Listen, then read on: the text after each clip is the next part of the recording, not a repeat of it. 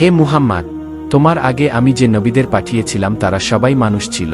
এসব জনবস্তিরই অধিবাসী ছিল, এবং তাদের কাছেই আমি ওহী পাঠাতে থেকেছি। তারা কি পৃথিবীতে ভ্রমণ করেনি এবং তাদের আগে যেসব জাতি চলে গেছে তাদের পরিণাম দেখেনি?